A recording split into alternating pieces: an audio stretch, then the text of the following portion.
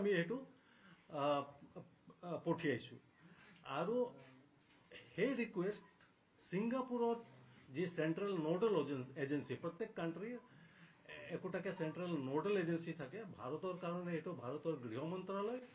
ছিংগাপুৰৰ ক্ষেত্ৰত attorney জেনেৰেলৰ office তো ছিংগাপুৰৰ এটৰ্নি জেনেৰেলৰ অফিচত সেইখিনি গৈও পাইছে সেইখিনিৰ ওপৰত ছিংগাপুৰৰ এটৰ্নি জেনেৰেলৰ অফিচে বিবেচনা কৰি আছে কৰি তেওঁলোকে আমাক জনাব আমি নিজাববীয়াকে ছিংগাপুৰৰ পাৰমিশ্যন নোহোৱাকৈ আমি ছিংগাপুৰ গৈ ইনভেষ্টিগেশ্যন কৰিব নোৱাৰোঁ আমি তাৰ কাৰণে তেওঁলোকে আমাক ভিজা নিদিব আৰু আমি যদি নিজাববীয়াকে কিবা যে কিবা ধৰক টুৰিষ্ট ভিজা লৈ মনে মনে গৈ ইনভেষ্টিগেশ্যন কৰিব বিচাৰোঁ সেইটো ইলিগেল হ'ব ছিংগাপুৰে সেইটো আমাক ভিজা ভায়লেশ্যনৰ কাৰণে প্ৰচিকিউট কৰিব পাৰে তাৰোপৰি তেনেকৈ যদি আমি কিবা এটা এভিডেন্স তাৰ পৰা আনো আমাৰ কোৰ্টত সেইটো এডমিছেবল নহ'ব গতিকে মই যিটো কথা ক'লোঁ যে ছিংগাপুৰত যিখিনি ইনভেষ্টিগেশ্যন কৰিব লাগিব সেইটো আমি ছিংগাপুৰ পুলিচৰ দ্বাৰাহে কৰিব পাৰিম তেওঁলোকৰ সহযোগত কৰিব পাৰিম আৰু সেই সহযোগৰ কাৰণে যিখিনি মিউচুৱেল লিগেল এছিষ্টেন্স ৰিকুৱেষ্ট ইতিমধ্যে গৈ আমাৰ ছিংগাপুৰৰ এটৰ্নি জেনেৰেলৰ অফিচত গৈ পাইছে তেওঁলোকে বিবেচনা কৰি আমি তেওঁলোকৰ ভাৰতীয় হাই কমিশ্যন যি আছে ছিংগাপুৰৰ তেওঁলোকৰ লগত আমি কনষ্টেণ্টলি যোগাযোগত আছোঁ আৰু আমি পাৰ্চু কৰি আছোঁ আৰু ছিংগাপুৰত ইনভেষ্টিগেশ্যনটো কৰিবলৈ ছিংগাপুৰৰ আৰক্ষীৰ বা তেওঁলোকৰ যি কনচাৰ্ণ এজেঞ্চি আছে তেওঁলোকৰ সহযোগ লাগিবই সেইটোৰ জৰিয়তে আমি লিগেলি কৰিব পাৰিম তেওঁলোকক আনিবৰ কাৰণেও আমি সমন জাৰি কৰিছোঁ নটিচ পঠিয়াইছোঁ তাৰে এজন ইতিমধ্যে আমাৰ ওচৰত হাজিৰ হৈছিলে তেওঁৰ ষ্টেটমেণ্ট আমি গ্ৰহণ কৰিছোঁ বাকী কেইজনকো আনিবলৈ আমি নটিচ জাৰি কৰিছোঁ আৰু তেওঁলোক যাতে ইয়াত আহি তেওঁলোকৰ ষ্টেটমেণ্ট দিয়ে তাৰ কাৰণে যিখিনি ব্যৱস্থা ল'ব লাগে সেই সকলোখিনি আমি গ্ৰহণ কৰিছোঁ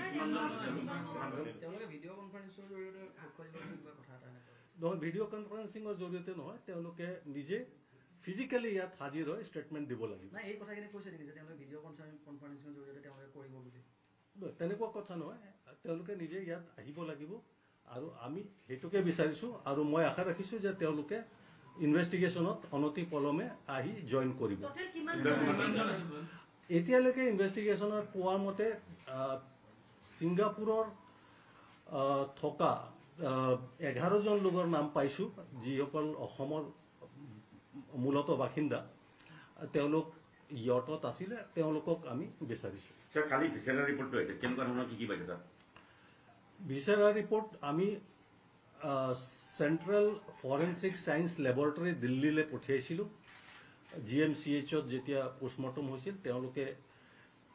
এক্সিবিটবিলাক তাত ৰাখিছিল ভিচেৰা আমি পঠিয়াইছিলোঁ আৰু CFSL দিল্লীৰ পৰা আমি ৰিপৰ্ট পাইছোঁ সেই ৰিপৰ্ট আমি গুৱাহাটী মেডিকেল কলেজলৈ পঠিয়াই দিছোঁ গুৱাহাটী মেডিকেল কলেজে এটা এক্সপাৰ্ট কমিটি গঠন কৰিছে আপোনালোকে ইতিমধ্যে জ্ঞাত সেই কমিটিয়ে ভিচেৰা ৰিপৰ্টটো বিবেচনা কৰি তেওঁলোকে পোষ্টমৰ্টমৰ চূড়ান্ত প্ৰতিবেদন দাখিল কৰিব পোষ্টমৰ্টমৰ চূড়ান্ত প্ৰতিবেদন পোৱাৰ লগে লগে আমি সেইটো কোৰ্টত জমা কৰিম আৰু পৰিয়ালবৰ্গ তেওঁলোকৰ লিগেল ৰাইট আছে তেওঁলোকে পাব গতিকে আমি তেওঁলোককো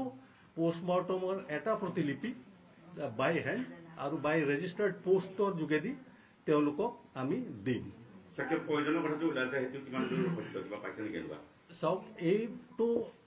পোষ্টমৰ্টম ফাইনেল ৰিপৰ্ট GMCHে দিব গতিকে এতিয়া আণ্ডাৰ ইনভেষ্টিগেশ্যন মেটাৰ সেইটোত মই মন্তব্য কৰিব নোৱাৰিম গোটেই আমি অপেক্ষা কৰিব লাগিব ফাইনেল পোষ্টমৰ্টম ৰিপৰ্ট যেতিয়া GMCHৰ পৰা পোৱা হ'ব মই এইটোকে ক'ম যে দুজন PSক আপোনালোকে জ্ঞাত গ্ৰেপ্তাৰ কৰা হৈছে তেওঁলোকক আমি পুলিচ কাষ্টডিত লৈছোঁ তেওঁলোকৰ জেৰা চলি আছে সঞ্জীৱন গাৰ্গৰ গ্ৰাউণ্ড অফ এৰেষ্টটো কেনেকুৱা ধৰণৰ সেইখিনি ডিটেইলছ তদন্ত চলি আছে মই আপোনালোকক এতিয়া মন্তব্য কৰাটো উচিত নহ'ব যিসকল লোক এৰেষ্ট হৈছে যিসকল লোকক আমি কাষ্টডিত লৈছোঁ সেই বিষয়ে আপোনালোক ইতিমধ্যে জ্ঞাত টোটেল কিমানজন মানৰ সাক্ষ্য গ্ৰহণ কৰিছে টোটেল কিমানজন মানৰ সাক্ষ্য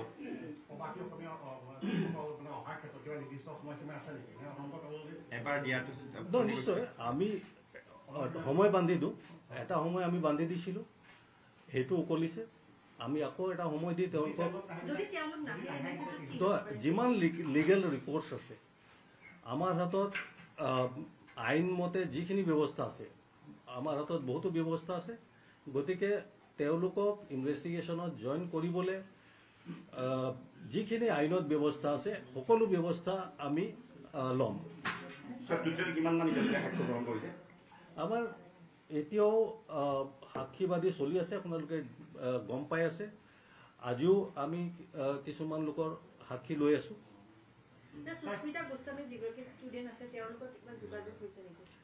মই ইতিমধ্যে কৈছোঁ যে ছিংগাপুৰত যিসকল আছিলে তেওঁলোকক সকলোকে আমি নটিচ জাৰি কৰিছোঁ আৰু আমি আশা কৰিছোঁ তেওঁলোকে খুব সোনকালে আহি ইনভেষ্টিগেশ্যনত জইন কৰিব আমি কেছ ৰেজিষ্টাৰ হোৱাৰ লগে লগেই পঠিয়াইছিলোঁ আৰু সেইটো আমি ইতিমধ্যে ভালেমান দিন হ'ল ছিংগাপুৰত যি কনচাৰ্ণ অথৰিটি তেওঁলোকক ভাৰতৰ গৃহ মন্ত্ৰালয় প্ৰথমতে আমি ভাৰতৰ গৃহ মন্ত্ৰালয়লৈ পঠিয়াইছিলোঁ যিটো নিয়ম আছে তাৰ পৰা তেওঁলোকে ভাৰতীয় হাই কমিছনৰ যোগেদি ছিংগাপুৰ অথৰিটিক পঠিয়াইছে আৰু সেইটো গৈ পাইছে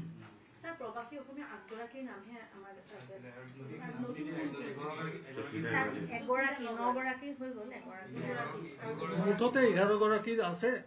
মই এতিয়া নাম চবৰ কোৱাটো উচিত নহ'ব কিন্তু মুঠতে 11 গৰাকীৰ নাম আছে এগৰাকী ইতিমধ্যে আহিছে সেইটো আপোনালোকে জ্ঞাত তেওঁলোকক আমি উইদাউট ডিলে মাতিছোঁ যাতে তেওঁলোকে ইমিডিয়েটলি আমি আহিবলৈ মাতিছোঁ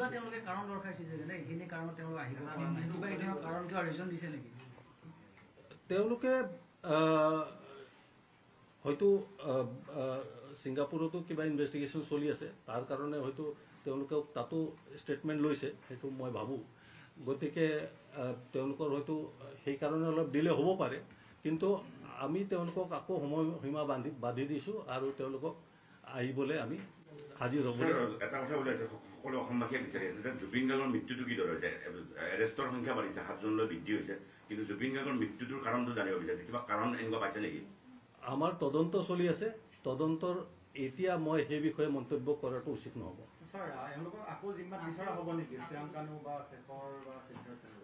চাওক এইটো আইনত যিটো ব্যৱস্থা আছে এট এ টাইম আমি মেক্সিমাম 14 দিনৰ কাষ্টডি পাব পাৰোঁ আমি ইতিমধ্যে তেওঁলোকৰ 14 দিনৰ কাষ্টডি কোৰ্টে আমাক দিছে গতিকে ইমিডিয়েটলি আমি এতিয়া আমি 14 দিনতকৈ বেছি আমাক আমি নাপাম কাৰণ আমি অলৰেডি যিমান আইনত ইতিমধ্যে যিমান দিন ল'ব লাগে মেক্সিমাম আমি লৈছোঁৱেই যদি তেওঁলোক নাহে বা অসম আৰক্ষী ছিংগাপুৰলৈ যাব নোৱাৰে তেতিয়া তদন্ত প্ৰক্ৰিয়া দুৰ্বল হ'ব নেকি নহয় তদন্ত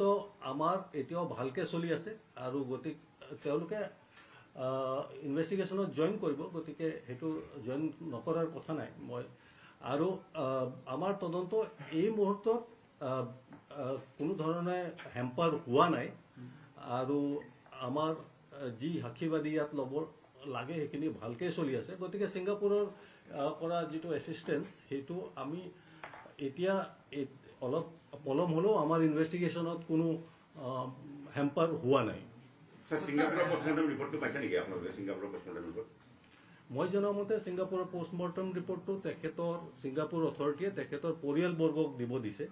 আৰু এইটো বেলেগক শ্বেয়াৰ কৰিবলৈ কোৱা নাই গতিকে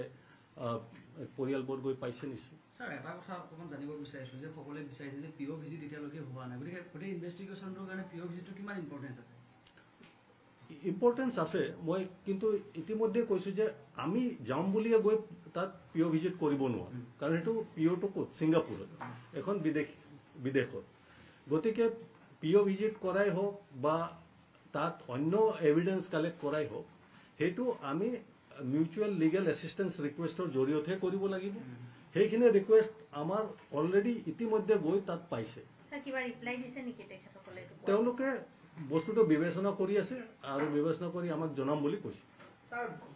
বহুত লোকে কৈছিলে যে তদন্তত সহায় কৰিব পৰাকে তথ্য দিব মানৱ প্ৰবীণেও কৈছিলে তেনেকে এই যিবোৰ তথ্য দিছে তাৰ পৰা কিবা পোৱা গৈছে নে স্যাৰ আমি বহু লোকৰ সাক্ষী লৈছো আৰু তেওঁলোকৰ ষ্টেটমেণ্ট লোৱা হৈছে মই এই মুহূৰ্তত ইমানখিনিয়ে ক'ম স্যাৰ ইয়ত বা হোটেলখন কিবা চিল কৰা তেনেকুৱা ব্যৱস্থা কৰিছে নে ছিংগাপুৰ পুলিচে গম পায় নেকি